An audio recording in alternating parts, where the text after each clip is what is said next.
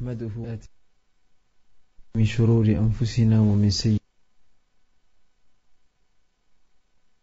أعمالنا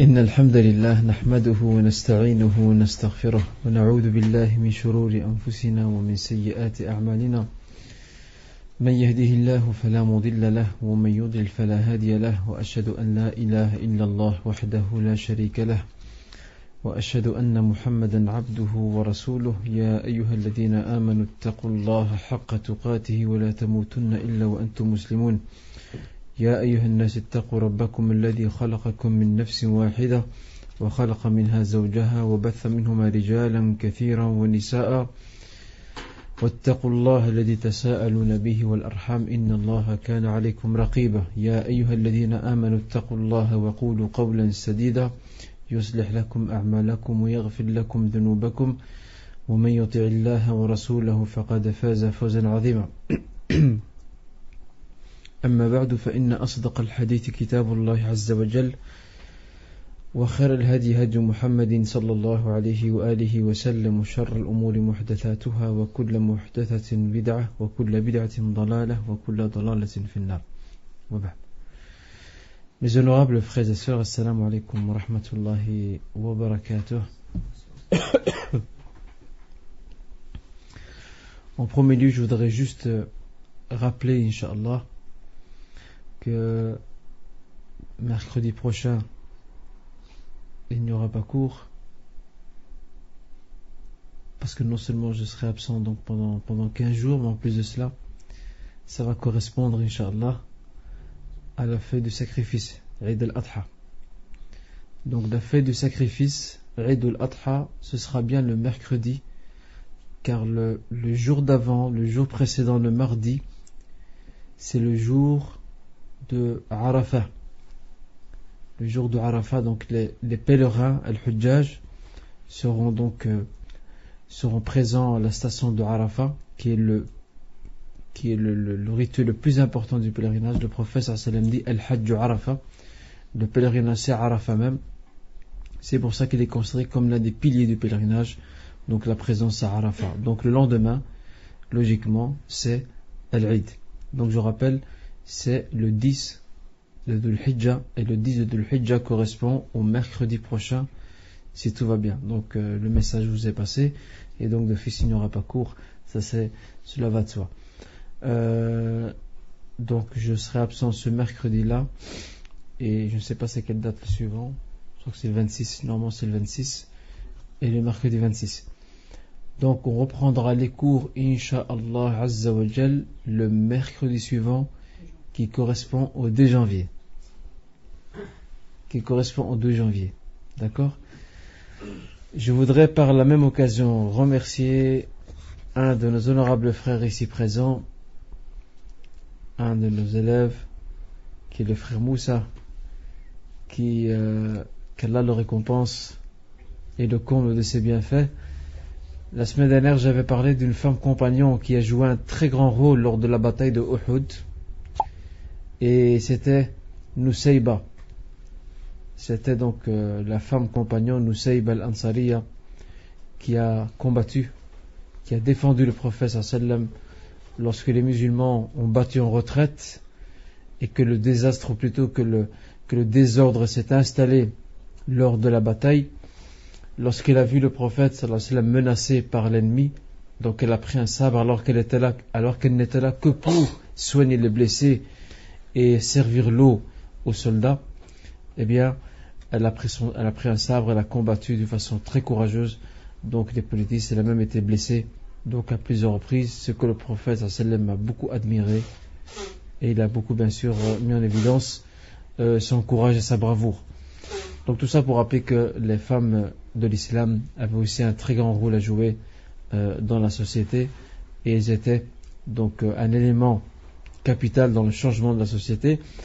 Et d'ailleurs notre frère Moussa, on va l'embêter aujourd'hui, notre frère Moussa, donc nous a fait une petite recherche, et je vois que c'est fait via internet, c'est ça, c'est via internet, c'est très bien. Alors, cher frère Moussa, peux-tu, honorable frère, nous faire un petit résumé de la biographie de Nusayba? Tu l'as lu, Badouma, la biographie? Dès que tu nous distribues que tu ne l'as pas lu toi-même. Ça n'ira pas, ça. Très bien. Tu es prêt à venir ici devant et nous faire un petit résumé, Inch'Allah? Allez, viens. Il faut un micro. Ça retourne aussi. C'est possible. Ou celui-là. Ouais, pas de problème. Donne-lui une chaise alors. Ah, c'est bon, je peux faire debout. Hein. Non, parce que les sœurs retournent aussi. Ok, je sais ce que j'ai retenu. Attends. Donc, notre frère Moussa, Inch'Allah, va, qu'Allah le récompense, va nous donner un résumé. Il va nous donner un résumé donc de la biographie de cette honorable femme qui est Nusayba. Bien sûr, Akhi Moussa, ne résume pas ce que j'ai dit moi-même, sinon là il n'y aura pas de, on n'aurait rien appris de nouveau. Donne-nous une belle biographie résumée donc de cette honorable femme vertueuse et pieuse qu'est Nusayba, donc radiyallahu anha. À toi la parole, Akhi al-Habib. Bismillahirrahmanirrahim.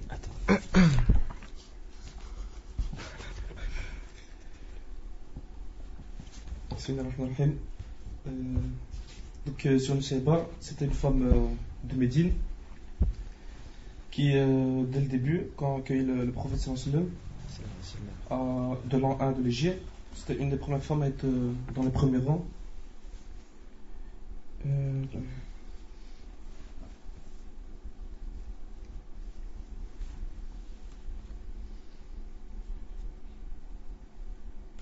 Donc dans la bataille de Badr, il est marqué ici qu'elle a dû sans doute s'occuper de soigner les blessés. Mais elle était présente à la bataille de Uhud dans un rôle d'abord de donner à boire aux combattants musulmans et de soigner les blessés. En même temps, elle encourageait sa voix puissante les soldats de l'islam. Donc à un moment donné, la cavalerie ennemie dirigée par Khalid ibn Walid, non encore musulman, contournant les croyants par derrière et les jetant les troupes dans les formations. Le rang se disloquait et les spectres de la défaite apparurent. Ce fut à ce moment-là que Mohammed sallallahu alayhi wa sallam, entouré d'une poignée de braves, fut acculé à la défensive et il reçut un coup de pierre qui lui brisa les incisives, le blessant au visage. Il tomba par terre, alors le bruit se répandit que le prophète sallallahu alayhi wa sallam mourut. Et ne savait pas que devient-elle à ce moment. Voyant le prophète sallallahu alayhi wa sallam en grand danger, elle accourut une épée à la main et prit à sa défense. Cette faible femme se révéla une redoutable combattante. Utilisant tantôt l'épée, tantôt l'arc, aperçue par les adversaires korachites qui fonçaient sur elle, elle reçut un coup de sabre à l'épaule, elle fut jetée à terre, perdant abondamment son sang, elle perdit connaissance, tout près d'elle, le prophète sallallahu alayhi wa sallam était secouru à temps. Et ces blessures qui étaient fort heureusement pas très graves, furent pansées. Les musulmans, après cette grave alerte, se reprirent et l'ennemi victorieux jusque là dut reculer. On resserra les rangs, on mit le prophète sallallahu alayhi wa sallam à l'abri, on se mit à décompter les morts et les blessés. C'est à ce moment-là qu'on découvrit Nusayba blessée grièvement mais vivante. On la soigna et dès qu'elle fut en mesure de parler, elle demanda: est-ce que le prophète sallallahu alayhi wa sallam est blessé? On la rassura en lui disant qu'il était sauvé. Alors elle demanda qu'on porta auprès du prophète sallallahu alayhi wa sallam afin qu'elle la voie de ses yeux. Elle ne s'inquiétait ni du sort de son mari ni du sort de celui de ses enfants, comme elle dans la bataille. Elle disait que le seul sort de Mohammed sallallahu alayhi wa sallam lui importait. Cette femme admirable, qu'Allah soit satisfait d'elle, continue à vivre l'ombre du prophète sallallahu alayhi wa sallam, se dévouant chaque fois qu'on avait besoin d'elle. Quand le messager d'Allah subhanahu wa ta'ala mourut en l'an 10, elle en conçut d'une douleur immense, mais continua d'être une bonne musulmane. Cependant, son rôle n'était pas encore fini. Elle va nous prouver de façon éclatante d'Abu Bakr as-Sadiq, qu'Allah soit satisfait de lui, devint khalife. Une grave insurrection éclata un peu partout. De nombreuses tribus apostasières, ce fut la raie d'apostasie. Le khalife montra une volonté inflexible pour réprimer l'insurrection qui avait dangereusement gagné le Yamama, où prétendu prophète aidé par une soi-disant prophétesse Souja prétendait imposer une nouvelle religion. Abu Bakr envoya contre eux une forte armée où s'enrôlèrent les deux fils de Nusayba. Celle-ci accompagnait à la guerre comme de justes. Donc Nusayba alla à la guerre avec ses deux fils Mais Habib, son fils, fut fait emprisonner. Moussaïma, par des menaces voulues, lui fait abjurer l'islam. Peine perdue, il avait de qui tenir. Alors il fut soumis aux tortures les plus atroces. On lui coupa les membres un à un, sans réussir à lui faire abjurer l'islam. Habib finit par mourir sous la torture, donc son fils finit par mourir, ne cessant de proclamer qu'Allah est le seul Dieu et que Mohammed sallallahu alayhi wa sallam est son prophète. Ce qu'apprenant Nusayba, armé de son épée et accompagné de son fils Abdallah, alla se jeter dans la mêlée. Elle se battit jusqu'à ce que reçoive un coup de sabre qui lui trancha le bras droit. Alors elle remit son épée à son fils Abdallah, lui disant, n'ayant plus de bras, c'est toi désormais mon bras, à toi de continuer la lutte contre l'ennemi d'Allah. Il ne revient qu'après l'avoir tué. Abdallah, fort de recommandations maternelles, se jeta dans la bataille et n'eut de cesse qu'il rencontra Moussaïma, donc et il fut assez heureux pour le tuer. C'est du moins une des versions accrédite à ce sujet. Plusieurs combattants musulmans, en effet, s'attribuent cette mort. Qu'en est-il au juste? On peut raisonnablement supposer que Moussaïma, redoutablement adversaire, a été attaqué par plusieurs combattants à la fois, et que chacun d'eux a pu lui porter un coup décisif, d'où il résulte de chacun d'eux a pu sincèrement s'attribuer la mort de l'imposteur. Cette mort mit fin à l'insurrection. Après cette victoire, les musulmans chargés de gloire rentrèrent à Médine. La brave Moussaïba se trouvait à la tête du cortège avec un seul bras, un seul fils, mais fier d'une victoire chèrement payée. Le prophète sallallahu alayhi wa sallam n'était hélas plus là pour accueillir les combattants, ce fut Abu Bakr qui le fit. Combien de temps Moussaïba vécut-elle encore? On ne le sait pas avec exactitude, mais on sait seulement qu'elle dut mourir heureuse d'avoir été une bonne musulmane qui a servi l'islam. Elle et ses fils de toutes les forces que Dieu lui avait données. Donc voilà, on a fait le résumé. On va repasser. C'est vrai que j'ai fait un petit long résumé, mais j'ai pas su expliquer ça de moi-même.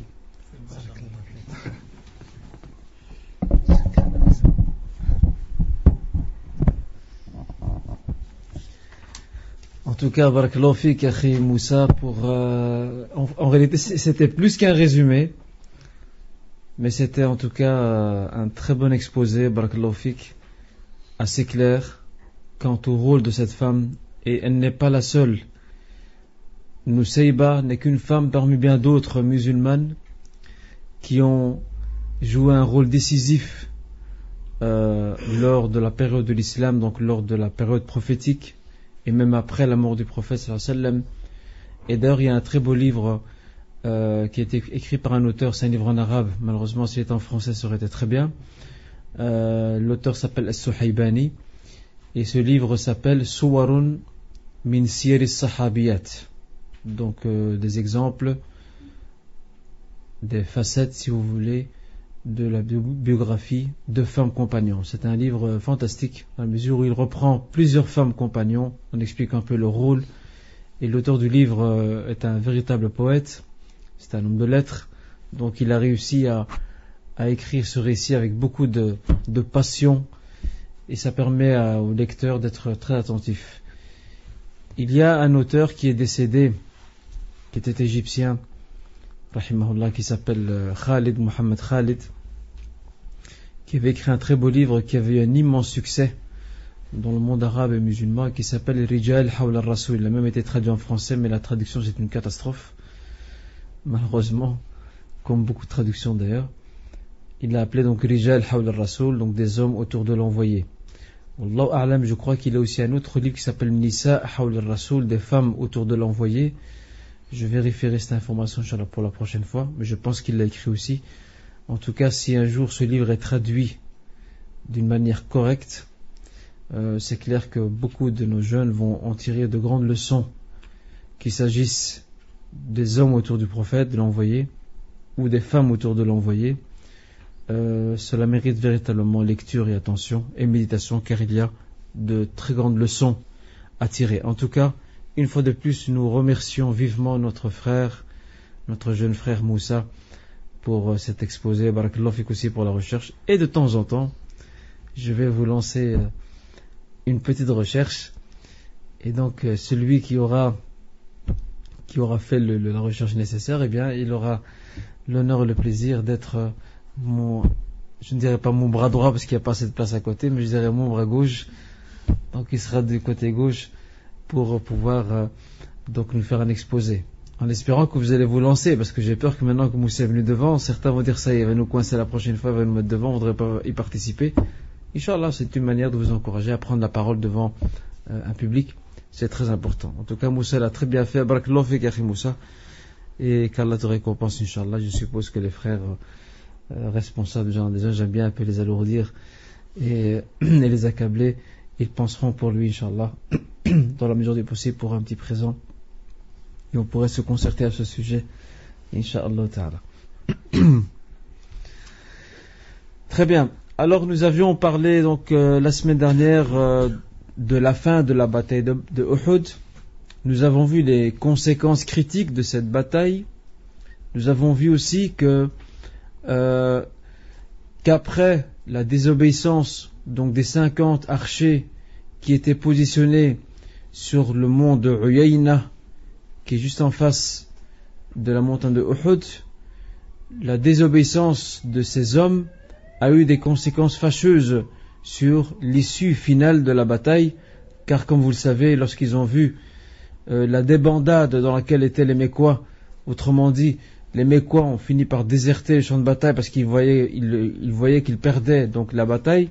C'est là que les 50 ou la majorité des 50 archers donc décidèrent de descendre sur le champ de bataille pour récupérer le butin, sachant que le compagnon qui était donc à leur tête, qui était leur capitaine, leur a bien défendu formellement de quitter leur emplacement ou leurs emplacements et de rester là où ils sont, conformément à l'ordre impératif du prophète sallallahu alayhi wa sallam.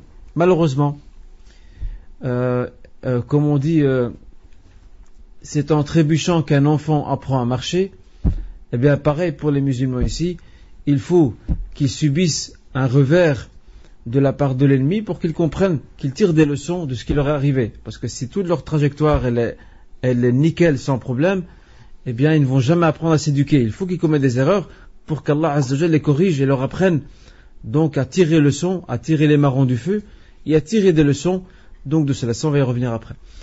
Donc suite à cela, comme je l'ai dit la semaine dernière, les Mécois donc ont repris leur revanche alors que les vents de la bataille tournaient en leur défaveur. Ils ont réussi à reprendre leur revanche, et ce par l'entremise de ce brillant général qu'est Khalid ibn Walid, qui a profité de cette brèche ouverte par les 50 archers en faisant donc un détour par derrière, et il réussit à attaquer les musulmans donc de par derrière leur rang. Et on a vu les conséquences fâcheuses donc de cette démarche. La débâcle totale de l'armée musulmane, l'anarchie, les rumeurs qui circulent, parmi lesquelles celle selon laquelle le prophète Mohammed sallallahu alayhi wa sallam aurait été tué durant la bataille, alors qu'en fait il combattait sallallahu alayhi wa sallam. Le prophète n'a pas fui comme l'auraient fait aujourd'hui les généraux et les grands chefs de guerre. Ils auraient pris leur clic et leur claque, ils auraient pris la fuite pour se protéger. Eh bien non, le prophète sallallahu alayhi wa sallam a combattu les Mécois par son sabre. Il a même été blessé, comme l'a très bien souligné notre frère Moussa dans son exposé concernant donc Nusayb. Il a été blessé donc aux incisives, donc il a reçu aussi un coup au niveau donc de ses artères, car il avait une sorte de casque, si vous voulez, dont les anneaux en fer lui sont entrés donc dans les artères. Donc il a été quand même blessé, et aussi, ainsi qu'au visage, de par ce fait, même si certains compagnons se sont jetés pour le protéger, tels que Nusayba elle-même, ainsi que Qatada ibn Nu'man et Sa'd ibn Abi Waqqas et bien d'autres compagnons qui ont décidé de se sacrifier. Ils préféraient mourir eux. Regardez le sens du sacrifice. Ils préféraient mourir eux que de voir le prophète sallallahu alayhi wa sallam tomber au front. Donc leur vie à eux était un sacrifice au nom d'Allah Azza wa Jal, au nom de l'islam, et le prophète devait rester vivant pour terminer sa mission. Le résultat de cette bataille, c'est que les Mécois, ça c'est important à souligner, c'est que les Mécois n'ont pas atteint l'objectif qu'ils voulaient. Ils n'ont pas eu une victoire totale. Ils ont eu, certes, on peut appeler cela une demi-victoire ou une semi-victoire, mais elle n'est pas complète. Parce que la victoire totale et intégrale et décisive pour les Mécois, les Qurayshites, les polythéistes, c'est d'éradiquer l'islam, c'est d'exterminer les musulmans et bien sûr leur tête le prophète sallallahu alayhi wa sallam. Ce qu'ils n'ont pas réussi. Pourquoi? Parce que le prophète s'est retiré donc dans la montagne de Uhud avec le groupe de compagnons encore restés fidèles à lui, alors que certains donc dans la débâcle totale se sont retirés du champ de bataille ou d'autres ont complètement déserté. Eh bien ils n'ont pas atteint leur objectif. Mais quelque part ils se sont rassurés. Les Mécois se sont rassurés, étaient quand même quelque peu satisfaits du résultat final de la bataille. Pourquoi? Parce que quelque part, ils se sont vengés. Quelque part, ils se sont vengés contre les musulmans. Et ça, pour eux, c'est amplement suffisant, même si le but n'a pas été atteint dans son entièreté, son intégralité. On a vu que le prophète sallallahu alayhi wa sallam a procédé à l'enterrement des martyrs. Ils sont 70. Il y a 70 martyrs parmi les musulmans. Aucun prisonnier, aucun musulman n'est tombé entre les mains des polythéistes. C'est important à souligner ça. Quant aux Mécois, eux, ils n'en ont perdu que 22. Ils n'ont perdu que 22 de leurs soldats. C'est normal, vous allez me dire, mais comment ça se fait qu'ils ont perdu que 22? C'est normal, la majorité de l'armée a déserté. Alors c'est normal qu'ils n'en pas que 22. Ils ont tous pris la fuite. S'il n'y avait pas eu l'erreur de ces archers qui sont descendus du mont de Uyayna, probablement le nombre de victimes des Mécois aurait été beaucoup plus grand. Mais les soldats ont pris la fuite. Seul le bataillon dirigé par Khalid bin Walid donc est passé à la contre-offensive et on a vu le résultat. Donc le prophète sallallahu alayhi wa sallam a enterré donc les martyrs et comme nous l'avons expliqué la fois passée, il en mettait 1, 2, des fois même 3 dans une même tombe et il mettait en avant en premier lieu celui qui avait une plus grande connaissance du Coran. Celui parmi les morts, les martyrs musulmans, qui avait une plus grande connaissance du Coran, il avait donc le privilège d'être le premier mis sous terre et les autres le suivaient donc directement. Donc c'est comme ça qu'on voit que le prophète sallallahu alayhi wa sallam, même pour les morts, il les honore et ce par leur savoir, leur connaissance. C'est là qu'on voit que l'islam met en avant non pas la fierté, non pas l'ascendance, mais met en avance la connaissance et bien sûr la foi et la piété, ça. Donc cela va de soi. Alors, après avoir terminé d'enterrer les soldats, les martyrs, l'armée musulmane dirigée par le prophète sallallahu alayhi wa sallam revient à Médine, ce qui est normal. Elle revient à Médine, et qui est là? Les femmes, les enfants sont aux portes de Médine. Les femmes et les enfants sont aux portes de Médine pour accueillir l'armée qui revient donc du front. Alors vous imaginez l'ambiance, ces familles, ces enfants qui cherchent leur père, leur frère, leur oncle, leur grand-père, leur époux. Mais subhanallah, ils avaient une qualité, ces femmes et ces enfants, ils avaient une grande foi. Ils avaient une grande foi et un très haut degré de patience. Parce que leur mari, leur père, leur frère, leur oncle, leur fils, ils ne sont pas morts pour rien. Ils ne sont pas morts parce qu'ils ont été tués ou assassinés. Ils sont morts, ils sont tombés martyrs. Ils ont tout sacrifié pour une cause qui est haute et sublime et qui est celle de l'islam, celle de la ilaha illallah Muhammad Rasulullah sallallahu alayhi wa sallam. Alors, bien sûr, ces familles étaient prises par l'honneur et la fierté. Il y avait la tristesse parce que c'est humain, c'est normal. Et d'ailleurs, la femme, donc Hamna bint Jahsh, on a parlé d'elle la semaine dernière, on a dit qu'elle a participé aussi, qu'elle abreuvait les soldats, qu'elle les soignait et qu'en même temps elle a aussi combattu. Elle aussi, lorsqu'elle est revenue sur Médine et que l'armée donc l'a rejoint directement, eh bien cette femme regardait un peu où est son père, où est son frère, et on lui a annoncé que son frère est tombé en martyr. On lui a dit, ton frère est devenu martyr, ton père aussi. Alors tout ce qu'elle a fait, elle s'est contentée de dire Inna lillah wa inna ilayhi raji'un et de pratiquer l'istighfar, de demander pardon à Allah subhanahu wa ta'ala. C'est tout ce qu'elle a fait. En revanche, lorsqu'on lui a annoncé que son mari Mus'ab est tombé, là elle a eu une autre attitude. Là elle a crié Et c'est là que le prophète a compris.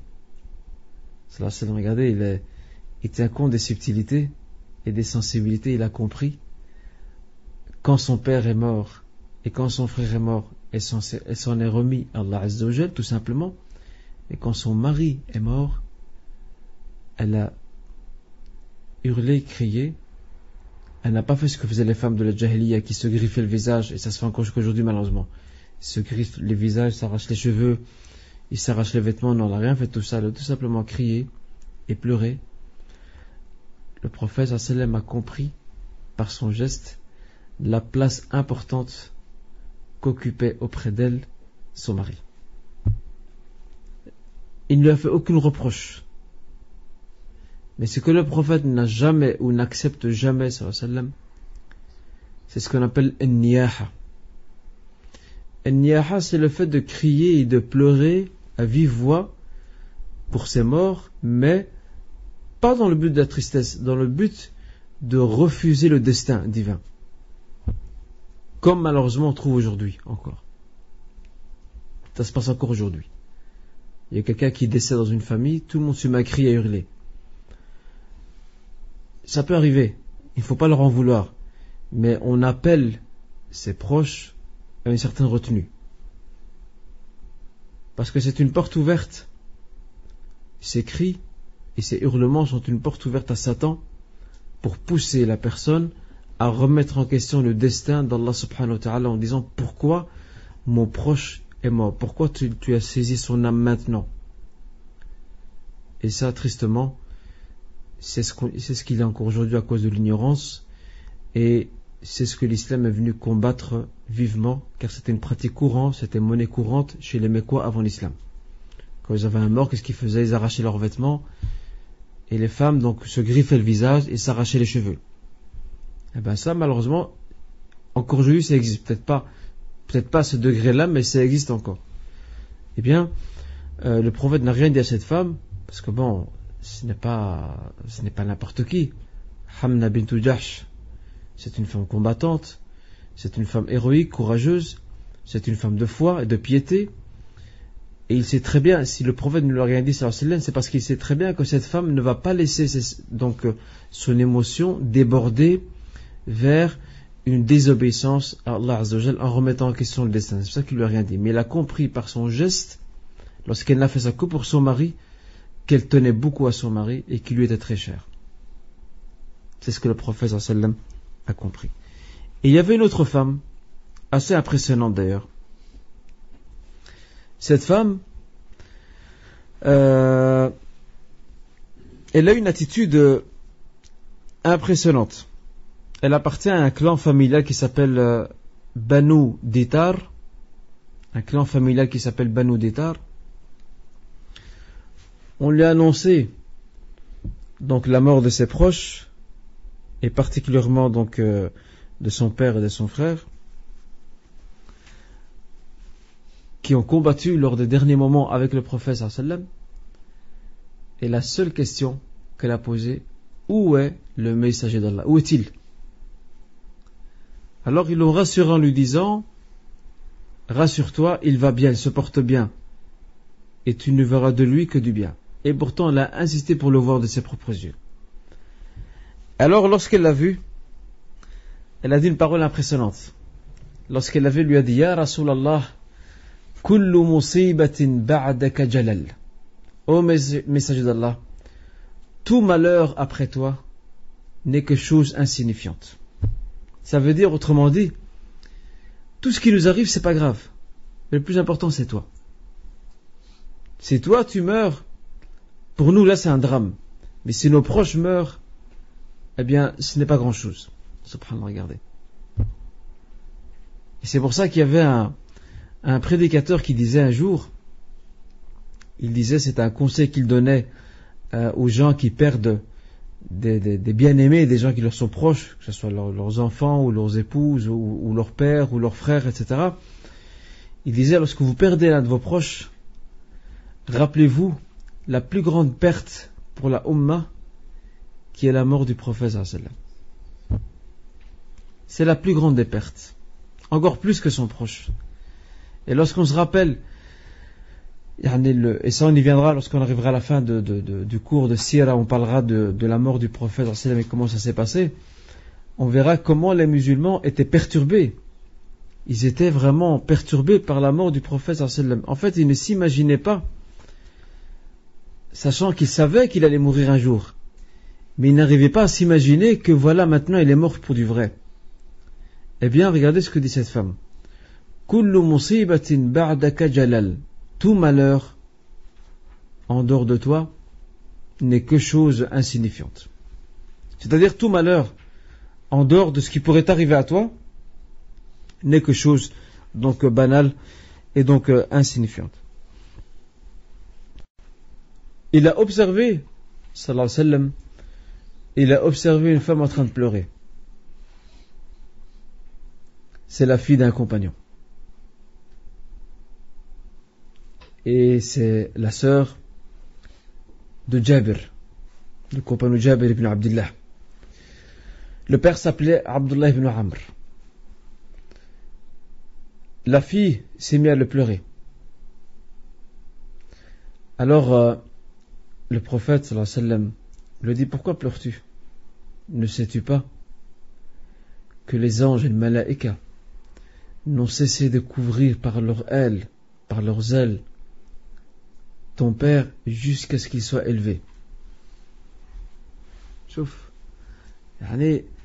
quelque part, le prophète ici, sallallahu alayhi wa sallam, il dit à cette jeune femme, il lui dit, tu n'as pas à t'inquiéter. Tu as perdu un proche, mais sois heureuse et contente de la récompense qui l'attend.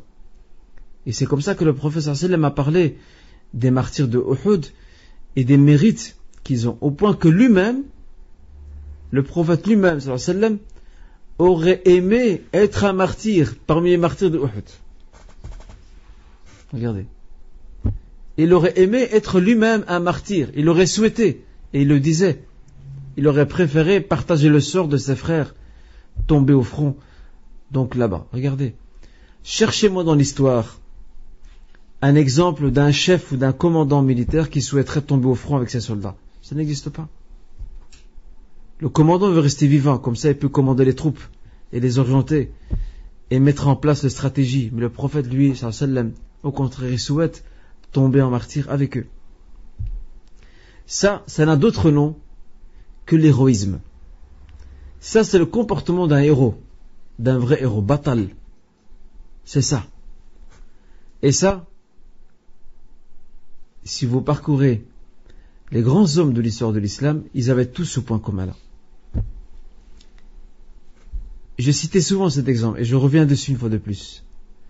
Lorsqu'on prend l'exemple de Salah ad-Din Ayyubi, qui a libéré Jérusalem, c'était la même chose. Vous croyez qu'il restait caché dans sa tente et qu'il envoyait les hommes au front? Lui aussi se battait sur le front. Et lui aussi rêvait d'être martyr.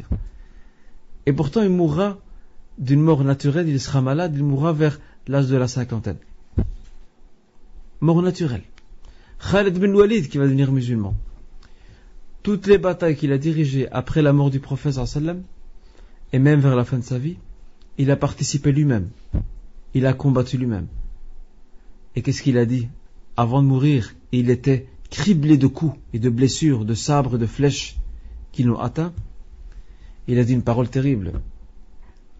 Il a dit La namat a'yunul jubana. Que les lâches ne trouvent jamais de repos. Regardez. La namat a'yunul jubana. Que les lâches ne trouvent jamais de repos.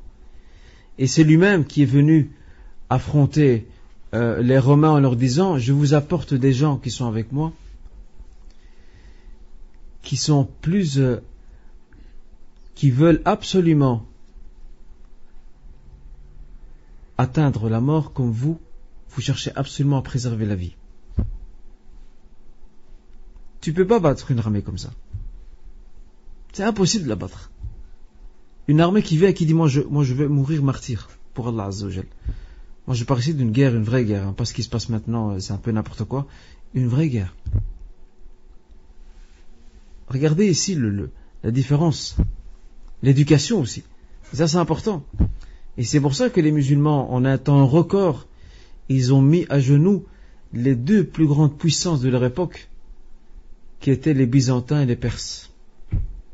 Alors que, croyez-moi, il n'y avait pas, à part Khalid bin Walid et quelques-uns, il n'y avait pas de grands chefs qui étaient des guerriers aguerris comme avaient les Perses et les Byzantins qui avaient de grands chefs militaires. Mais qu'est-ce qu'il y avait? Il y avait une volonté. Il y avait une ténacité. Et c'est ce que les Mécois eux-mêmes ont reconnu lors de la bataille de Uhud. Ils ont vu avec quelle patience et quelle ténacité les musulmans, lors de leur revers, ont tenu tête. Ils ont vu ça, que c'était dur de les battre vers la fin. C'est pour cette raison qu'ils n'ont pas eu de victoire donc totale et définitive. Et ça, c'est très important à souligner, donc bien sûr, dans ce cadre-ci. Alors, quelles sont les principales leçons que nous pouvons tirer de la bataille de Uhud? La première des leçons, c'est l'obligation de faire preuve de vigilance. Et de se servir, donc l'obligation de faire preuve de vigilance et de se servir de la discrétion et de la ruse pour arriver à ses fins, surtout dans une guerre.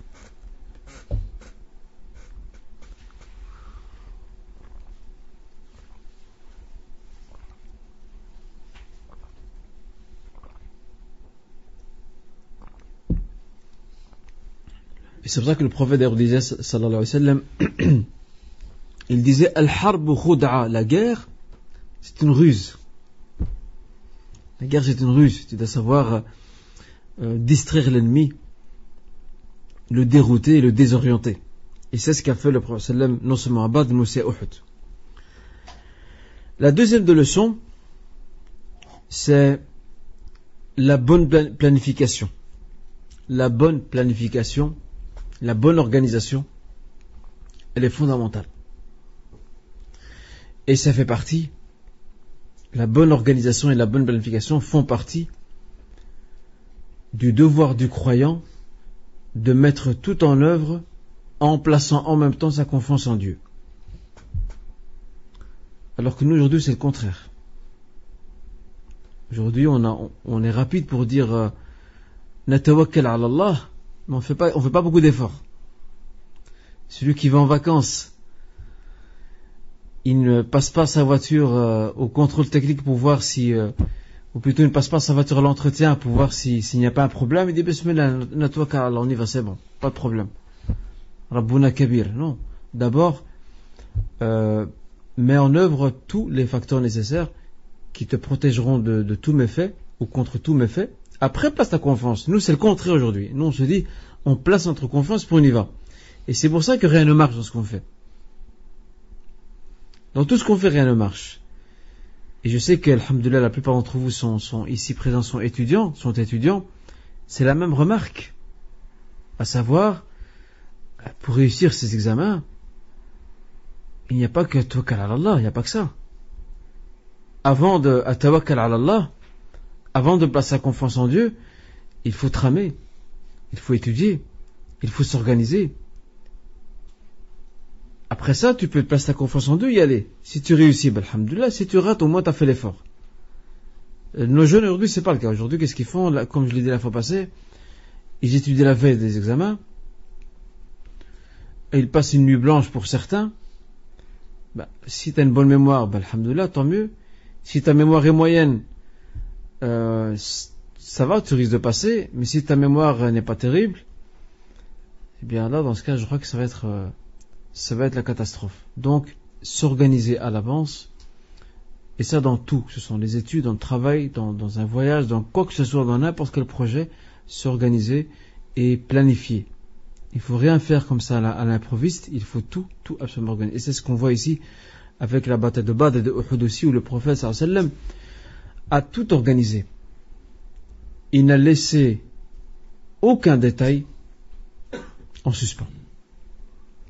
Il a tout organisé.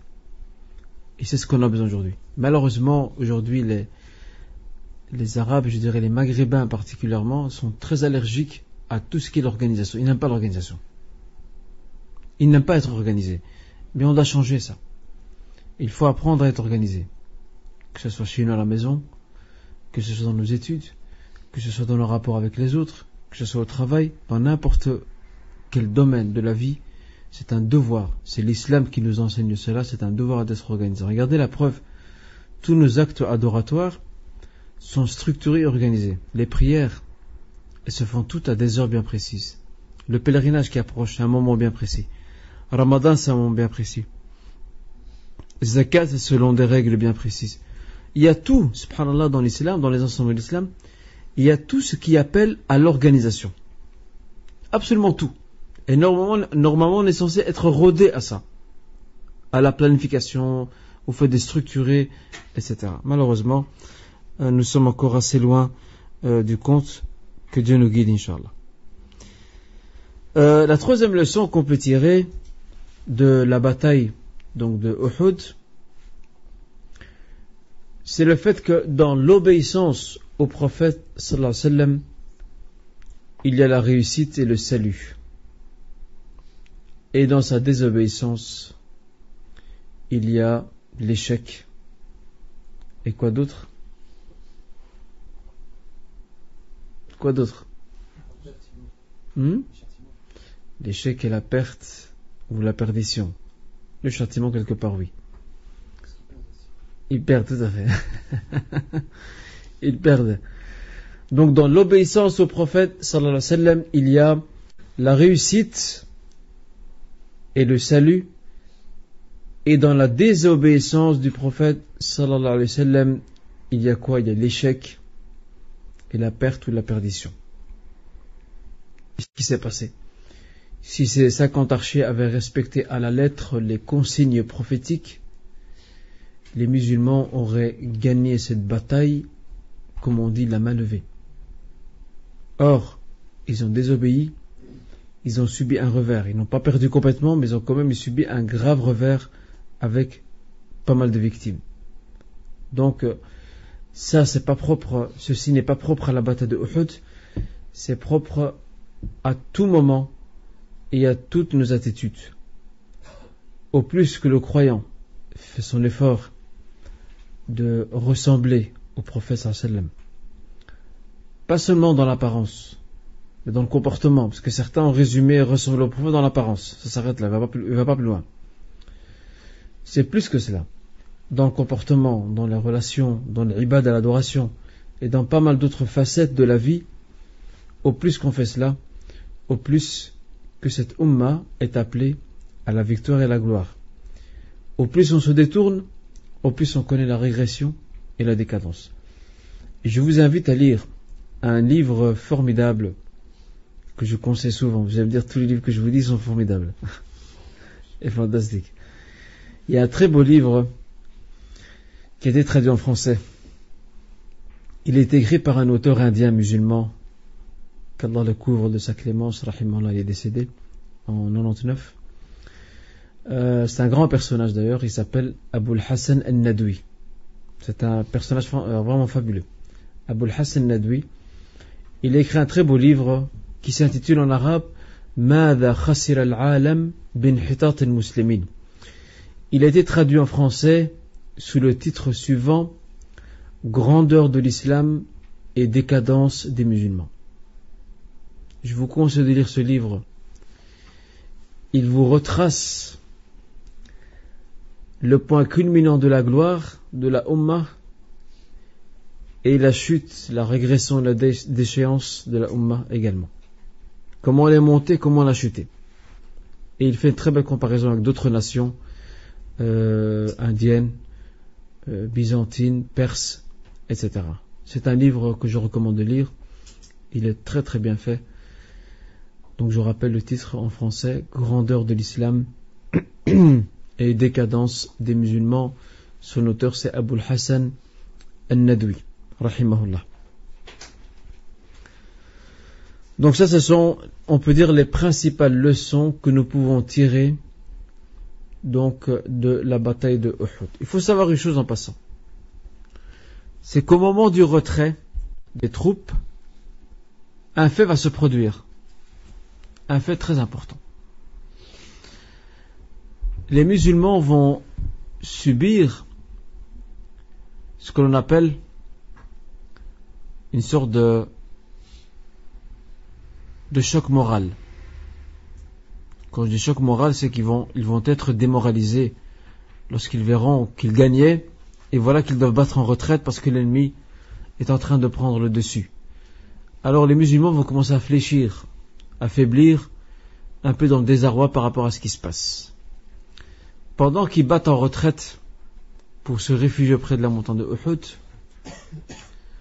Allah Azza wa Jal va leur accorder sa clémence en faisant descendre sur leur cœur et sur eux-mêmes le sommeil. Certains vont s'endormir. Ils vont s'endormir un laps de temps puis se réveillent. Un laps de temps court. On retrouve ça dans un verset, donc dans la sourate Al-Imran, verset 154. Verset 154. ثم أنزلنا عليكم من بعد الغم أمنة نعاسا يغشى طائفة منكم وطائفة قد أهمتهم أنفسهم يظنون بالله غير الحق ظن الجاهلية يقولون هل لنا من الأمر من شيء. Nous avons fait descendre sur vous le sommeil. Et c'était quoi le but de ce qu'a fait Allah Azza wa Jal? Subhanallah, j'ai beaucoup médité sur ce fait. Et je me suis rappelé d'une chose. Une expression qui dit: le sommeil est porteur de bons conseils. Combien de gens vont dormir et lorsqu'ils se réveillent avec un autre tempérament? Subhanallah, il leur a fallu dormir pour un peu remettre les idées en place. Et bien c'est ce qui leur est arrivé, c'est exactement ce qui leur est arrivé à ces musulmans-là. Ils se sont endormis au point que l'un des compagnons disait que c'était Abu Ayyub al-Ansari, il disait qu'il tenait son sabre et puis le lâchait. Et puis il ouvrait les yeux, puis le retenait, puis le lâchait. Deux ou trois reprises, il faisait tomber son sabre et le ramassait. Tellement qu'il était envahi par le sommeil. Et cette invasion du sommeil qui a frappé les musulmans avait pour but que lorsqu'ils allaient se réveiller, ils se réveilleraient avec un autre état d'esprit et un autre moral. Et effectivement, ce désarroi, cette démoralisation qu'ils avaient lorsqu'ils se sont réveillés, eh bien, c'était quelqu'un d'autre. Ils avaient un autre moral. Ils n'avaient plus donc cette crainte, cette angoisse, cette anxiété qu'ils avaient avant. Et ça, c'est une rahma, c'est une clémence d'Allah subhanahu wa ta'ala. C'est très important. Autrement dit, Allah Azza wa Jal leur injecte une nouvelle force, une nouvelle énergie morale, afin qu'ils ne perdent pas espoir en Dieu, Allah Azza wa Jal, et qu'ils sachent que ce qui leur est arrivé, c'est une clémence de sa part. Et ça, je tenais à le souligner en passant, car c'est très important. Comme vous savez, c'était quelle année la bataille de Uhud? 3e année. Barakallahu fik. Quel mois? Mois de Shawwal. Quel jour? Non, le jour. Pas la date, le jour. Un samedi. C'était un samedi du mois de Shawwal. L'année suivante, la 4e année, nous allons être témoins de certains événements, entre autres la descente de certaines législations. Parmi ces législations, selon certains historiens, il situe la descente de l'interdiction définitive de l'alcool, du vin. Vous savez que les Arabes étaient de grands buveurs avant l'islam, de très grands buveurs. C'était un hobby chez eux de boire. C'est une chose qu'il ne fallait jamais leur retirer, c'est l'alcool, le vin. Regardez comment Allah Azza wa Jal est passé par des étapes avant de leur interdire. Et ça, j'en ai parlé dans une conférence qui s'appelle donc les boissons alcoolisées en islam. Je ne sais pas s'ils en ont encore ici aux gens des jeunes. C'est un cours que j'avais donné ici, qui avait été enregistré et qui est disponible en cassette, à moins que les frères vont le reproduire par après. Ça s'appelle les boissons alcoolisées en islam. Et donc j'avais parlé de l'historique de l'interdiction de l'alcool et comment Allah Azza wa Jalla a éduqué la Ummah, la communauté, à se détacher de ce vice. Car comme le dit Aïcha radhiyallahu anha, elle précise que si Allah Azza wa Jalla avait fait descendre d'un trait et d'un coup l'interdiction du vin, tous les Arabes auraient fui Muhammad sallallahu alayhi wa sallam. Parce qu'ils n'auraient pas supporté l'interdiction.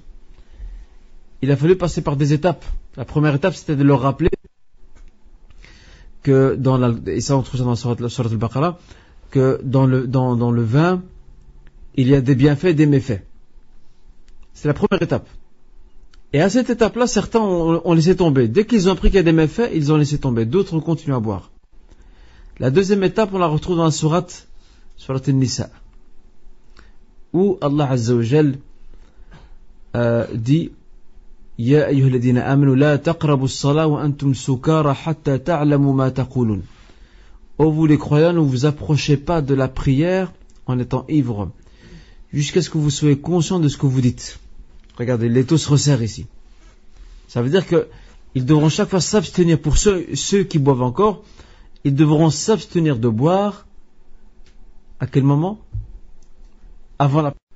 Donc ils doivent être dans un état de décence avant de pouvoir prier. Autrement dit, ils doivent arrêter bien avant la prière. Ce qui fait que les temps, sachant qu'il y a 5 prières par jour, ce qui fait que les temps durant lesquels ils boivent, eh bien, ces temps-là vont retrécir de plus en plus. Jusqu'à ce que vienne l'interdiction définitive où Allah Azza wa Jal leur ordonne, et ça je vous renvoie à la cassette, leur ordonne de s'écarter complètement donc du vin.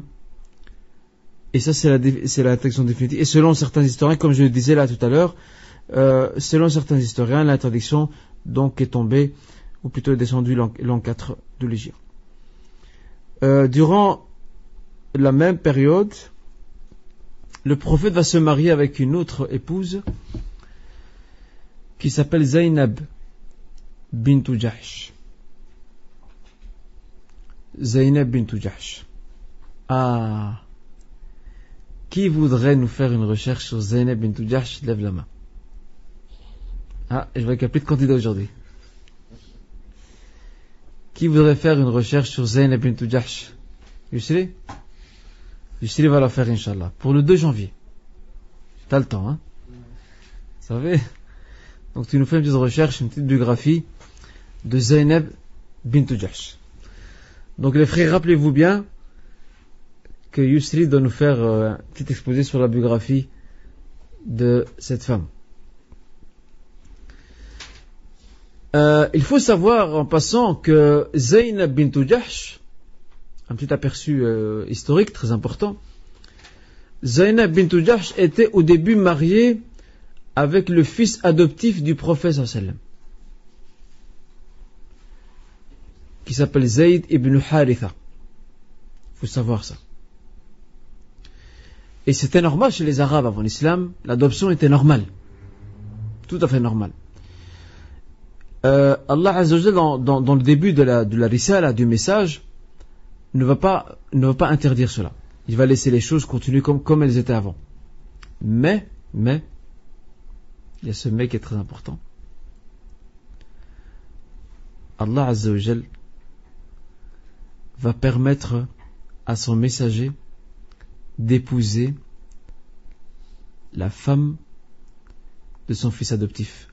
À un moment où le fils adoptif voulait divorcer sa femme, eh bien, le prophète sallallahu alayhi wa sallam avait avisé discrètement, regardez le poids de l'usage social, il avait avisé discrètement Zayd en disant si tu comptes finir avec elle, préviens-moi. Comme ça, après sa idda, après sa période de viduité, le prophète sallallahu alayhi wa sallam allait à son tour faire la démarche pour la demander en mariage. Et le prophète était un peu gêné de faire ça. Il craignait un peu le blabla des gens. Et c'est là qu'est descendu un verset, même plusieurs, dans la sourate al-Ahzab, la sourate les coalisés. Je vous renvoie à ces versets-là qui parlent de cet événement-là. Dans ce verset principalement, Allah Azza wa Jalla, s'adressant à son messager qui, quelque part, se montrait discret et craignait un peu la réaction des gens, il disait wa takhsha an-nas wallahu ahaqqu an takhshah. Tu crains les gens, alors que normalement tu dois craindre en premier lieu Allah Azza wa Jalla. Regardez quelle grande leçon qu'Allah subhanahu wa ta'ala enseigne à son messager et qui doit nous servir à nous aussi. La crainte d'Allah Azza wa Jal, la crainte révérentielle d'Allah subhanahu wa ta'ala passe avant la crainte des êtres humains. C'est comme ça. Et la raison pour laquelle le prophète sallallahu alayhi wa sallam a épousé la fille de son fils adoptif, enfin l'épouse de son fils adoptif, donc Zaynab bint Jahsh, la raison c'est, après autorisation divine, le but était de casser le système social existant à l'époque, de l'abolir, et qui était le système d'adoption. Par ce fait-là, l'adoption va être abolie par l'islam une fois pour toutes. Nous n'avons pas d'adoption en islam. Ça n'existe plus. Tout ce qu'on a en islam, c'est ce qu'on appelle al-kafala, la prise en charge d'un orphelin. Ça, il n'y a pas de problème. Mais on n'a plus d'adoption.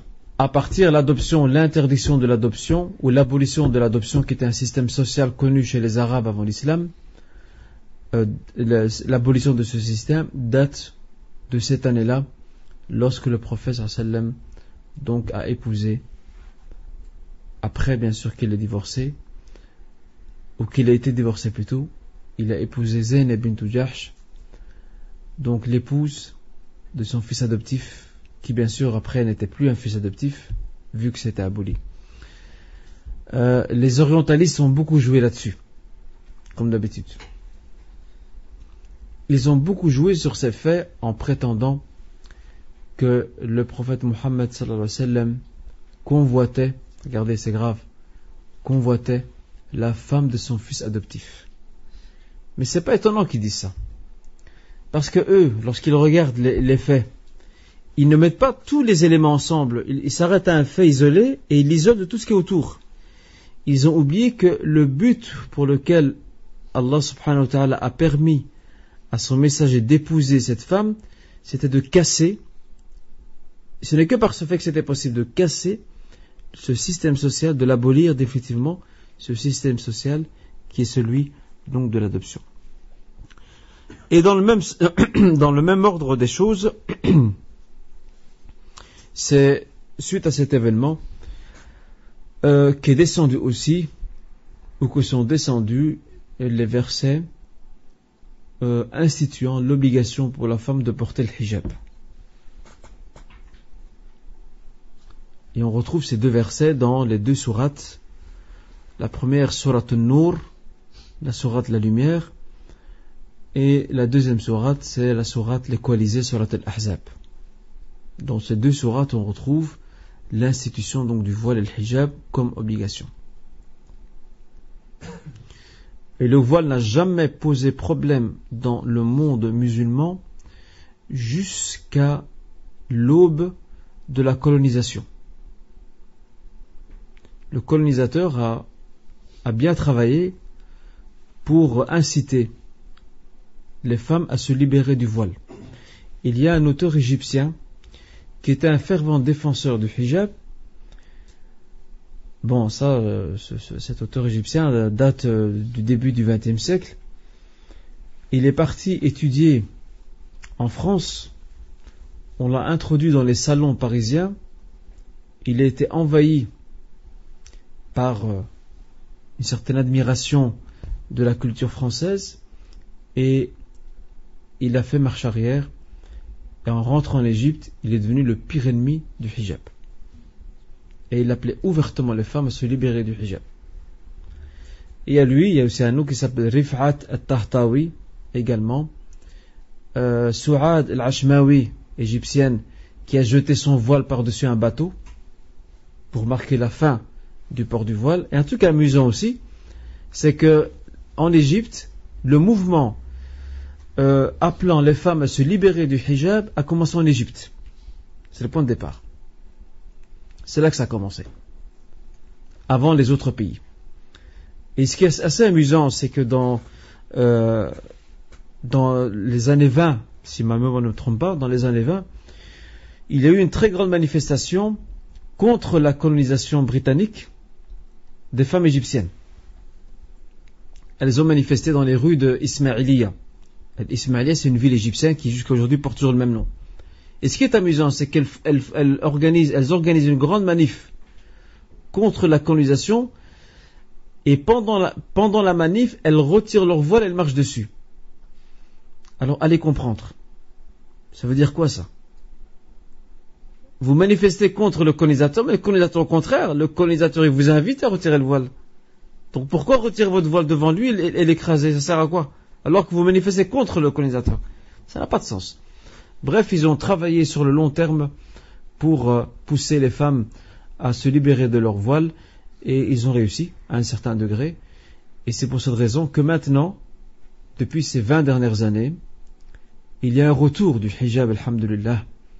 Et c'est même le nom, c'est même le titre d'un livre d'ailleurs, d'un auteur égyptien, d'un homme de science d'Égypte, qui s'appelle Ismaïl Muqaddam, qui a écrit un livre, bon, le livre est en arabe, il est appelé Aoudatul Hijab, le retour du hijab.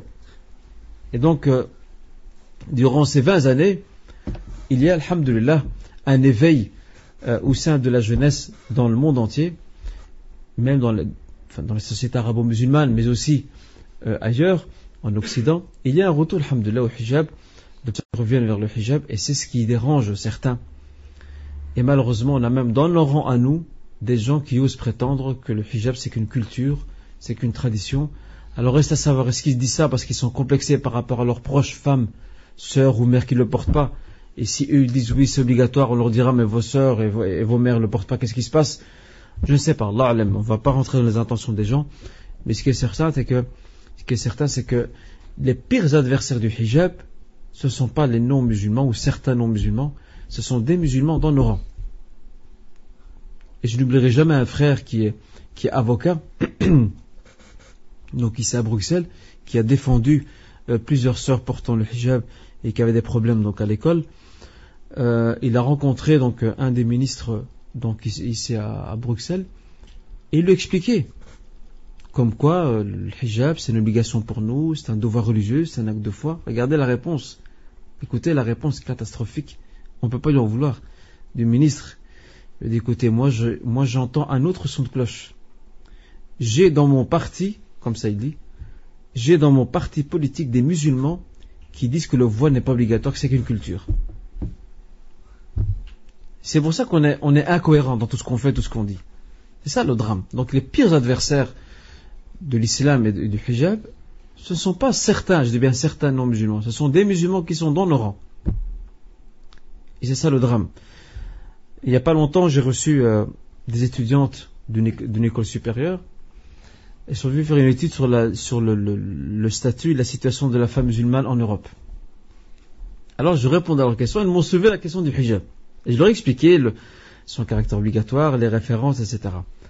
Alors ils m'ont dit, écoutez, monsieur, c'est étonnant parce que hier, nous avions rendez-vous, nous avions plutôt une entrevue avec un islamologue musulman qui nous a dit pas du tout.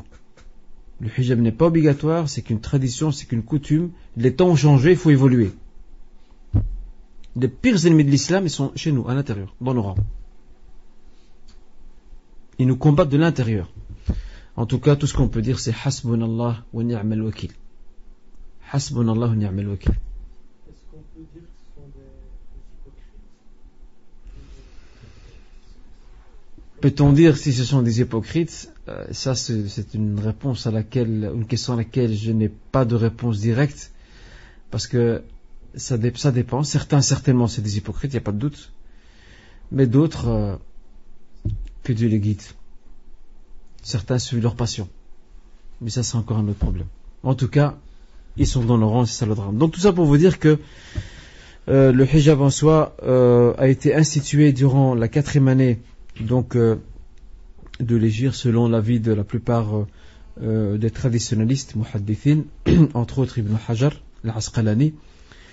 Et comme je le disais, il n'a jamais posé problème jusqu'à l'avènement de la colonisation. C'est là que le colonisateur a encouragé, surtout qu'il a vu l'état des sociétés arabo-musulmanes qui était un état de décadence et de régression et de faiblesse au niveau de la foi et de la moralité. Alors il a encouragé, par l'entremise de certains pions qu'il a mis en avant, il a encouragé les femmes à retirer le hijab. Mais maintenant il y a un effet inverse, comme je l'ai dit, il y a un très grand retour, alhamdulillah, au hijab, donc de beaucoup de nos sœurs, en espérant que ces sœurs ne s'arrêtent pas uniquement au tissu, mais qu'elles font un petit travail sur elles-mêmes au niveau de leur comportement, de leur attitude.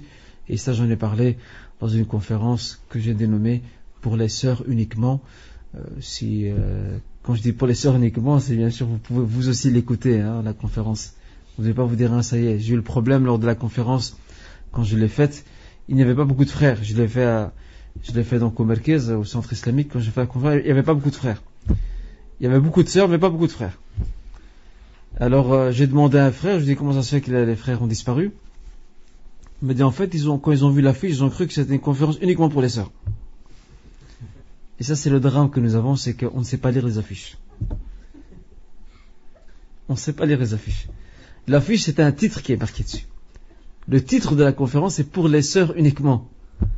C'est ça, c'est le titre de la conférence. C'est pas ce n'est pas une orientation au public en disant, il n'y a que les sœurs qui doivent venir. Et j'ai eu des appels avant la conférence, ça remonte à plus d'1 an de cela, de certains frères qui m'ont dit, est-ce qu'on peut venir assister à la conférence? J'ai dit à ce frère, as-tu lu l'affiche avec attention? Il est marqué sur l'affiche, tout en bas, que la salle des prières, une salle des prières est réservée aux femmes. Donc ça veut dire que les frères peuvent venir. Normalement, on aurait dû faire contre, on aurait dû mettre la salle de prière réservée aux hommes. Comme ça, ils seraient venus. Donc ça, c'est le problème, qu'on ne sait pas lire les affiches. Et ça, c'est un grand drame. Wallah al-musta'an. Donc je vous renvoie à cette conférence-là. Vous pouvez l'écouter vous-même, les frères. Il n'y a pas de problème. Soyez rassurés.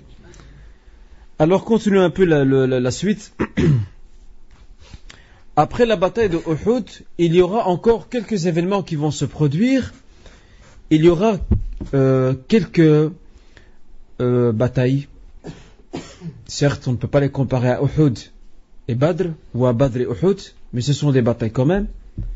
Le prophète sallallahu alayhi wa sallam va envoyer certains corps expéditionnaires vers certaines tribus ou certains clans afin quelque part de les punir pour leur trahison. Et entre autres, il y avait la tribu juive de Banu Nadir qui sera expulsée de Médine en raison de sa trahison parce qu'elle a violé le pacte de Médine qui instituait une solidarité, une coexistence pacifique, le respect mutuel. Eux, ils ont préféré prêter main forte à l'ennemi, et c'est là que le prophète sallam a monté un corps expéditionnaire qui est parti combattre Banu Nadir, et ça on en a parlé lors de cours passés.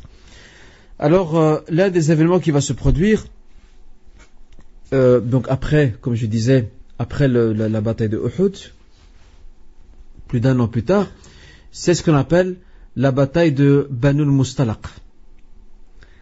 Banu al-Mustalaq, c'est une branche d'une tribu arabe yéménite très connue qui s'appelle Khuza'a. Banu al-Mustalaq, je rappelle, c'est une branche d'une tribu yéménite arabe qui s'appelle Khuza'a, qui vivait entre Médine et la Mecque. Et cette branche tribale, qu'est-ce qu'elle avait? Elle avait une relation pacifique avec les musulmans. Très pacifique. Mais en même temps, elle avait de vieilles alliances avec les Mécois, les Qurayshites. Des alliances qui sont toutes motivées par le commerce. Parce que cette branche tribale se trouvait justement sur l'un des chemins qu'empruntaient les caravanes marchandes mécoises. Alors c'est normal que cette branche tribale veille à entretenir de bonnes relations avec les Mécois, tout ça par intérêt commercial, pour préserver leurs intérêts. Et un détail aussi important, c'est que cette branche tribale abritait en son sein l'une des grandes idoles mécoises. L'une des grandes statues mécoises que les Arabes venaient chaque année vénérer. Et qui est l'idole connue sous le nom de Manat. Manat. Donc Manat, qui quelque part est tiré d'un des noms d'Allah Azza wa Jal, qui est Mannan. Mannan, c'est celui qui a un droit de faveur sur autrui, parce qu'il a donné beaucoup de bienfaits, lui seul peut rappeler ses bienfaits à son prochain ou à son serviteur. C'est l'un des noms d'Allah Azza wa Jal. Et bien ils ont tiré de ça le nom de Manat qu'ils ont directement donné à cette statue. Et les Arabes de la péninsule venaient chaque année vénérer cette statue et sacrifier, donc, ou plutôt, c'est ça, sacrifier des offrandes au nom de cette statue. Et bien sûr, vous comprenez très bien que cette branche tribale veille absolument à garder ses intérêts, parce que l'arrivée des pèlerins, c'est beaucoup d'argent aussi. C'est un commerce donc florissant et fructifiant. Donc c'est normal qu'ils ne vont pas directement adhérer à l'islam, même s'ils ont de bonnes relations avec les musulmans médinois, pour deux raisons. La première, il y a des transactions commerciales entre eux, et la deuxième, il y a des liens de parenté entre certains membres de cette branche tribale de Banu al-Mustalaq et les Ansar, donc les Médinois. Pour ces deux raisons, il y avait des relations pacifiques. Et donc, ils n'ont pas directement adhéré à l'islam pour la simple raison, alors qu'ils savaient c'est quoi l'islam, pour la simple raison, c'est qu'ils avaient des intérêts d'ordre financier surtout, comme je l'ai dit. Ils ont des bonnes relations avec les Mécois, donc ils ne veulent pas les fâcher. Et en même temps, ils abritent en leur sein donc cette idole, cette statue du nom de Manat. Et le simple fait que cette statue est là, ça leur apporte beaucoup d'argent, comme je l'ai indiqué, par l'arrivée ou l'afflux des pèlerins chaque année. Ce qui va se passer, c'est lors de la bataille de Uhud, Banu al-Mustalaq va prêter main forte aux Mécois. Alors qu'ils n'avaient aucun problème avec les musulmans, ils vont prêter main forte aux Mécois, ils vont participer à l'effort de guerre des Mécois contre les musulmans, ce que les musulmans ne vont pas apprécier. Et pourtant, regardez, malgré qu'ils ont fait cela, les musulmans ne leur ont rien dit, ne leur ont rien fait. Ni l'un ni l'autre. Et qui sera le premier agresseur? Ils vont commencer à attaquer les musulmans, donc du côté de Médine. Ils vont pas entrer à Médine même, mais en tout cas à l'extérieur de Médine, ils vont attaquer les musulmans. Vous savez pourquoi ils font ça? Ils font ça pour deux raisons. La première raison, c'est qu'ils ont peur des représailles des musulmans. Ils se disent, mieux vaut qu'on commence nous les premiers. Mieux vaut qu'on les attaque les premiers, qu'on les agresse les premiers, parce qu'ils avaient peur que les musulmans les attaquent en représailles quant à leur participation à la bataille de Uhud. Ça, c'est la première raison. La deuxième raison, c'est que ils voulaient absolument préserver le chemin qu'empruntaient les caravanes marchandes. Ils voulaient le préserver loin du contrôle des musulmans. Quelque part, ils veulent rendre service aux Mécois. Mais le problème, c'est qu'ils se trompent d'adversaire. Ils ne savent pas qui ils ont affaire. C'est ça le problème dans l'histoire. Ils ne savent pas à qui ils ont affaire. Alors face à ça, les musulmans ne restent jamais les bras croisés. Les musulmans gardent l'œil de jour comme de nuit. De jour comme de nuit, ils gardent l'œil. Ils sont attentifs, ils sont vigilants. Et c'est comme ça que doit être le croyant. Alors que va-t-il se passer? Le prophète va envoyer un compagnon. Il va l'envoyer comme espion. C'est le compagnon Buraïda ibn al-Husayb. Buraïda ibn al-Husayb. Il va l'envoyer comme espion et il lui a donné comme mission, ou plutôt il a confié comme mission, de se faire passer pour quelqu'un qui vient les aider. Faire la comédie quelque part.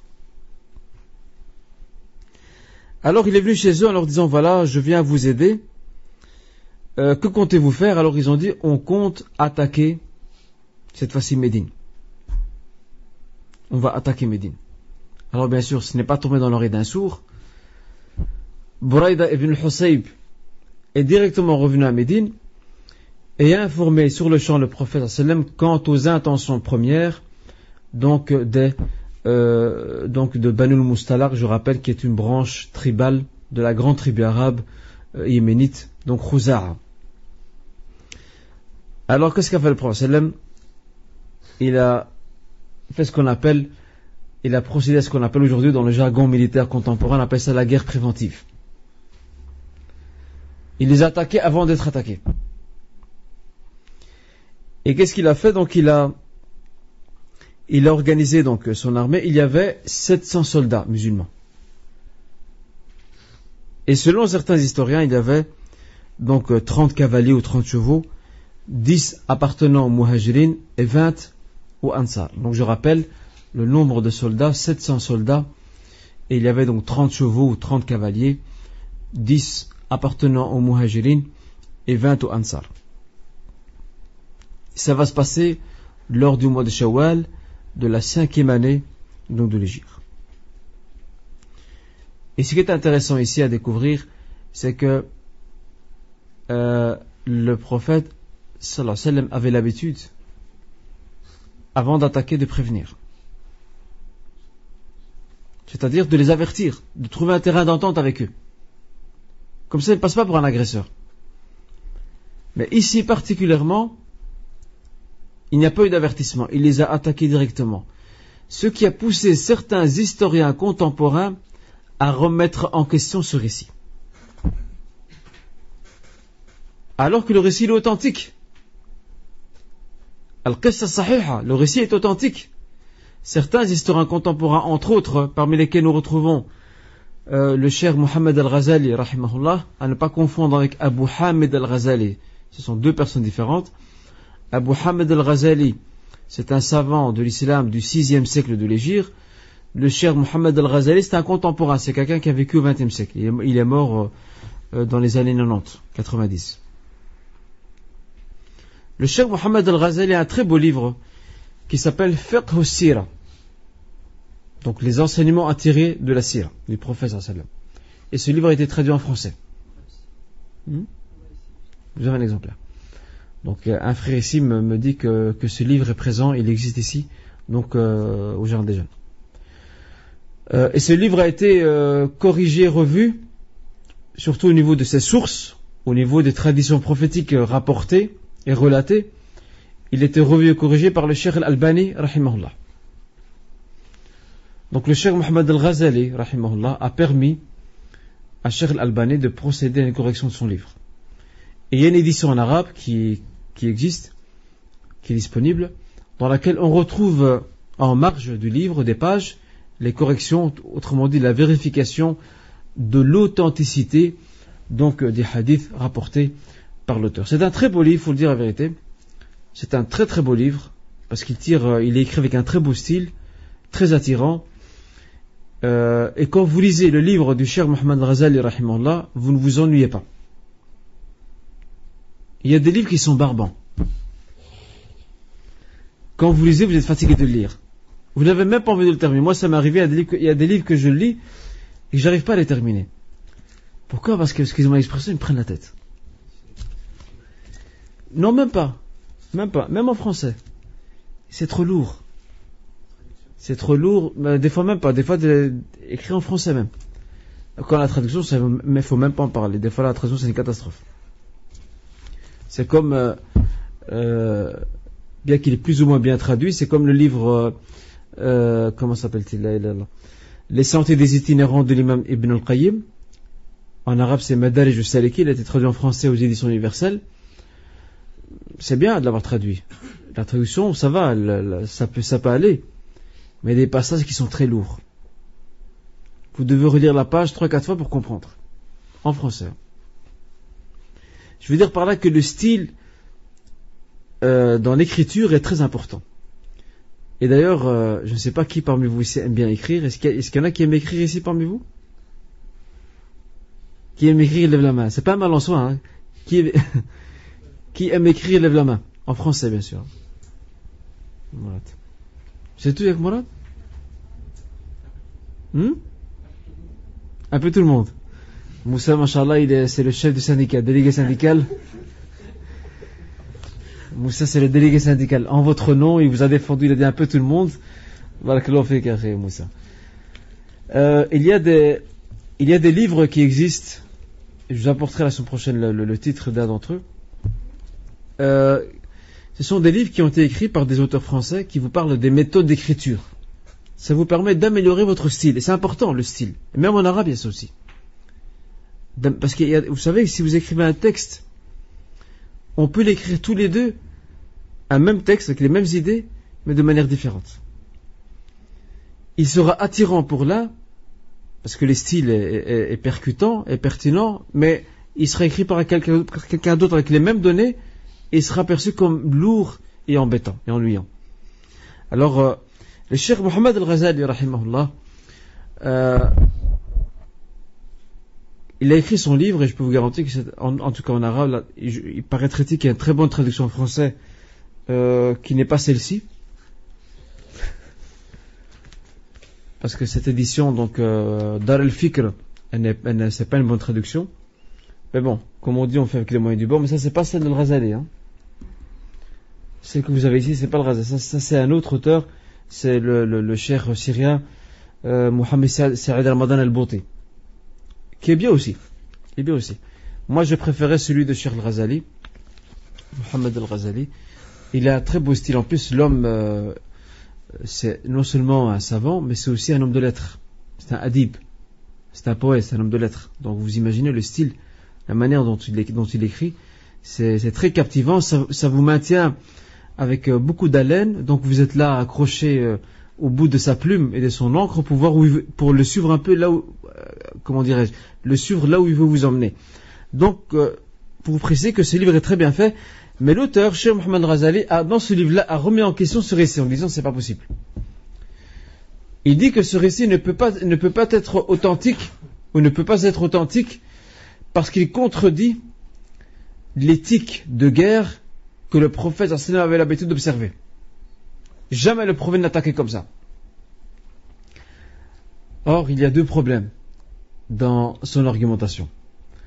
Le premier, c'est que le récit de Banu al-Mustalaq est repris dans des ahadiths, dans des traditions authentiques, qu'on ne sait pas remettre en question. Autre chose importante, c'est que ces gens-là, les gens de Banu al-Mustalaq, savent c'est quoi l'islam. L'appel et le message de l'islam leur est parvenu. C'est pas comme d'autres. Ils savent ce que c'est l'islam. Ils sont à proximité de Médine. Ils savent ce que c'est l'islam. Sans parler du contexte aussi. C'est que le prophète a préféré prendre les devants et les attaquer avant que eux n'attaquent. Et on verra, Inch'Allah, au cours prochain, les résultats de la bataille de Banu al-Mustalaq. Et on parlera aussi de la bataille des coalisés. La bataille des coalisés qui est, je vous le dis rapidement, et c'est passé aussi la 5e année donc, de l'Hégire. La bataille des coalisés, c'est la bataille durant laquelle les Mécois ont décidé, décidément ils décident souvent, ont décidé de mettre fin à la présence de l'islam définitivement. Maintenant, ils ont dit maintenant, on va réunir la plus grande armée possible. Ils vont faire appel à plein de tribus pour les associer. Et de nouveau, leur plan a échoué lamentablement. Mais bon, après ça, je vous rassure, ils n'ont plus pris de décision, car ils ont compris que c'était peine perdue. Mais ça, on en parlera, Inch'Allah, lors du cours prochain. Si tout va bien. Je vous rappelle, le cours reprend quel jour ? Le 2 janvier, mercredi 2 janvier. Inch'Allah. Je prendrai une ou deux questions, Inch'Allah. Oui, allez. Justement, j'en ai deux. Ah, ça tombe bien, ça. Est-ce que vous pourrez dire le nom de la fille qui a pleuré que le prophète sallallahu alayhi wa sallam qu'elle a perdu son père? C'est Hamna bint Jahsh. Hamna bint Jahsh. Et pour c'était quand que vous avez dit pour l'enceinte du mois de Shawwal, c'est ça? Pourquoi exactement? Pour la dernière bataille. La bataille de Banu al-Mustalaq s'est passée effectivement l'an 5 durant le mois de Shawwal. C'est juste. J'ai une question sur le cours dernier qui est passé. Mm-hmm. Parce que je veux savoir, en fait, fait, sur Warshi, pourquoi en fait, vu que je respecte bien sûr la décision du prophète par rapport à lui, sûrement comment dire, Sagesse. bien sûr, sûrement une sagesse de sa part de lui avoir dit ça, mais j'aimerais juste savoir pourquoi en fait, il a été assez, en lui disant qu'il ne veut plus. La question de notre frère par rapport à l'assassinat de Hamza lors de la bataille de Uhud. L'assassinat a été donc commis par Wahshi, l'esclave, qui était l'esclave d'un homme qui va devenir musulman par après, qui s'appelle Jubayr ibn Mutaim. Ce meurtre, cet assassinat a été commandité par Hind, l'épouse d'Abu Sufyan. Le prophète sallallahu alayhi wa sallam lui a pardonné, mais ne voulait plus le voir, parce que le fait de le voir, ça lui rappelle les souvenirs de Hamza. Dès qu'il le voit, il se rappelle de Hamza. Et donc ça le blesse. Et le prophète est un être humain. Avant d'être prophète, il est être humain, c'est un être humain. Donc c'est pas qu'il ne lui a pardonné, mais il a préféré ne plus le voir. Parce que son oncle lui était très très cher. Faut pas oublier que le prophète a déjà perdu un oncle, qui est Abu Talib. Et il a eu après son meilleur soutien, qui était Hamza, et puis il le perd de nouveau, d'une façon, tragique, et avec un coup de trahison. On peut comprendre la réaction. Attends, juste... C'était par rapport à l'adoption. J'ai pas bien compris en quoi le fait de se marier avec la femme de son fils adoptif cassait l'adoption. Parce qu'on pouvait pas à l'époque faire ça. Se marier avec la femme. Une tradition de la Jahiliya. Ah oui, on pouvait pas épouser, parce que c'est comme ton fils. C'est comme maintenant d'ailleurs. Le père, il peut pas épouser la femme de son fils. Ben, il fallait casser ça, abolir ce système-là. Quelles sont les conditions pour respecter justement la prise en charge et pour qu'on ne soit pas assimilé à l'adoption justement qui a été abolie? Donc notre frère pose la question par rapport aux conditions à respecter pour la prise en charge quand c'est un orphelin. Il faut savoir une chose, c'est que actuellement il y a une contradiction de système. Dans les pays arabes et musulmans, on parle de kafala, le terme prophétique est gardé, c'est un terme juridique maintenant. Ici en Occident, ils appellent ça adoption. Sur un plan islamique, il est clair que la prise en charge d'un orphelin, il y a des conditions. Parmi ces conditions, c'est d'être bien sûr à la hauteur, tout à fait à la hauteur de le prendre en charge. Deuxièmement, il faut faire attention aussi dans le cas où c'est un garçon ou une fille. Parce que si c'est un garçon, à l'âge de la puberté, vu que ce n'est pas leur enfant, l'épouse devra se couvrir, mais il y a une solution à ça, il y a l'allaitement. Autrement dit, soit elle-même elle allaite, donc cet enfant adoptif. Dans ce cas, il devient quelque part donc son fils entre guillemets son fils par allaitement, ou alors une de ses sœurs peut l'allaiter et elle devient une tante à ce moment-là. Et le contraire aussi. Dans le cas où c'est une fille, cette fille-là, lorsqu'elle grandira, elle devra se couvrir par rapport à celui, entre guillemets, qui l'a pris en charge. Et même système, il faudra passer donc par un allaitement pour que donc elle puisse donc se découvrir devant cet homme qui l'a pris en charge et qui l'a élevé. Et ça, alhamdoulilah, ça se fait couramment de nos jours, dans certaines familles qui ont pris en charge des orphelins, ça se fait normalement. Et aussi, il faut rappeler deux choses importantes, c'est la capacité financière, à être capable de s'occuper de l'orphelin, et il y a un autre volet éthique, c'est que tu ne peux en aucun cas le déprécier. Je m'exprime ou je précise, tu dois le traiter comme tes enfants. Quand je dis traitement, c'est le traitement dans les rapports, dans les relations. Bien sûr, l'orphelin n'a pas droit à l'héritage. L'orphelin que tu prends en charge n'a pas le droit à l'héritage parce que ce n'est pas ton enfant, mais islamiquement, tu es dans ton droit de lui léguer une part seulement de tes biens, à titre de testament, ce qu'on appelle wasiya. Le wasiya, c'est le legs testamentaire. Ça, c'est possible. Mais le problème, c'est quand tu le ramènes ici, c'est que la loi ici ne connaît pas ce système de prise en charge. Ça, c'est dans les pays musulmans. Ici, ils appellent ça adoption tout court. Donc, tu es obligé de lui donner ton nom de famille et de l'enregistrer comme si c'était ton enfant. Mais ça, c'est pas un problème. Parce que pour nous, c'est considéré comme une simple démarche administrative. Seulement, il faut prendre une série de garanties plus tard, par un testament, par le fait d'un certain âge de l'expliquer comme quoi donc il n'est pas donc son enfant. Donc il y a une série de démarches à faire pour justement permettre à cet enfant de s'épanouir à un certain stade. Et une chose assez, entre guillemets, je dirais pas amusante, parce qu'elle n'est pas du tout amusante, mais assez anecdotique, c'est que, je ne sais pas pour l'Orient, mais en tout cas pour le Maghreb, il y a des orphelinats, alhamdoulilah, qui se développent de plus en plus au Maghreb. Et vous savez qu'au Maghreb particulièrement, en tout cas au Maroc, je pense que les pays voisins c'est la même chose, quand vous entrez dans un orphelinat, il est très très rare de trouver une fille. Il n'y a que des garçons. Vous savez pourquoi? Il n'y a que des garçons. Et je connais des familles qui ont pris en charge un orphelin. Dans la majorité des cas, c'est des garçons. Parce que au Maroc, les filles sont directement prises, orphelines sont prises pour devenir des servantes et des bonnes dans des familles riches. Directement. Certaines de ces familles riches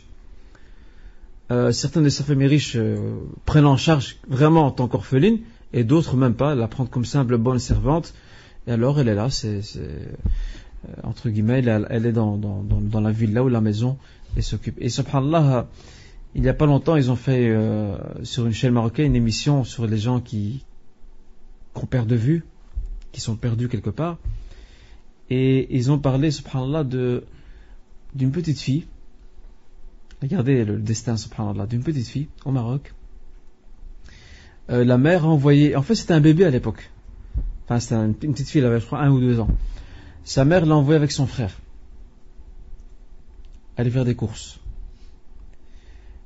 Et en fait le frère est revenu tout seul. La fille a disparu. En fait la fille a été volée. Elle a été volée et vendue à une famille riche. Mais subhanallah, cette famille riche était assez pieuse. Et le mouchki, c'est que cette famille riche ne savait pas d'où vient cette fille. Alors cette famille riche, qu'est-ce qu'elle a fait? Elle a pris en charge la fille, elle l'a élevée, elle l'a éduquée, elle lui a payé ses études. Cette fille s'est mariée, elle a eu ses enfants, et 35 ans plus tard, elle a retrouvé ses frères et sœurs. Grâce à Allah Azzawajal, ensuite grâce à cette émission qui a pour but de créer des retrouvailles entre des gens qui se sont perdus pendant des années.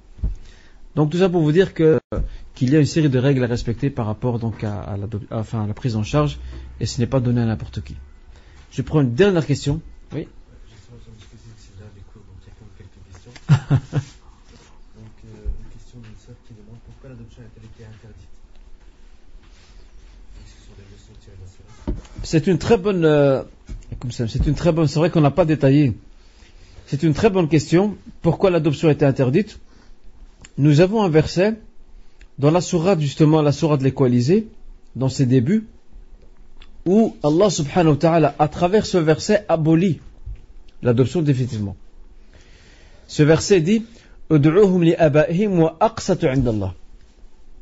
Fa in lam ta'lamu aba'ahum fa ikhwanukum fid din aw mawalikum. Attribuer à leur père, ceci est plus juste et plus équitable auprès de Dieu. Et si vous ne connaissez pas leur père, ce sont vos frères ou alors vos servants. Ce verset a mis en place l'obligation d'attribuer chaque enfant à ses origines. Et s'il n'a pas d'origine, comme j'ai connu le cas subhanallah, d'un bébé qui a été retrouvé sur la plage au Maroc, abandonné, et wallah alam, ça a l'air d'être soit la pauvreté ou alors tout simplement la fornication zina. Alors ils l'ont récupéré et c'est le juge qui lui a donné un nom de famille. Là, à ce moment-là, c'est clair que c'est un nom de famille bien sûr fictif, inventé. Il n'y a pas d'origine parce qu'il ne sait pas d'où il vient. Ça c'est une décision judiciaire, ça de ce côté il n'y a pas de problème, Inch'Allah. Il y a d'autres questions. Donc, combien a-t-il eu de Ghazawat? Il y en a beaucoup. Et une dernière, c'est une remarque. Donc il semblerait que Mada Khasar al-Alam bin Bin Hitat al-Muslimin. Hitat al-Muslimin. En fait, la traduction, ce serait autre face du monde sans la décadence des musulmans. C'est peut-être une autre édition. Et l'islam et les musulmans, grandeur et décadence, ce serait le titre d'un livre de Tariq Ramadan. C'est à vérifier. Moi, je connais en tout cas par rapport à ça. Grandeur de l'islam et décadence des musulmans. On peut vérifier, Inch'Allah, la chose. Moi, je l'ai pas le livre en français. Moi, je l'ai en arabe. Je l'ai lu en arabe d'ailleurs. Mais de mes connaissances, de ceux qui l'ont lu, de ce que je me souviens, c'est qu'il s'appelle Grandeur de l'islam et décadence des musulmans. Mais n'empêche, on peut toujours vérifier ça, Inch'Allah, l'information. En tout cas, on remercie le frère ou la sœur pour la remarque, Inch'Allah. On va vérifier ça, Inch'Allah, et au cours prochain, on vous dira quoi, bi'idhnillah azza wa jalla. En tout cas, barakallahu fikoum, et on se voit, Inch'Allah ta'ala, le 2 janvier, si tout va bien.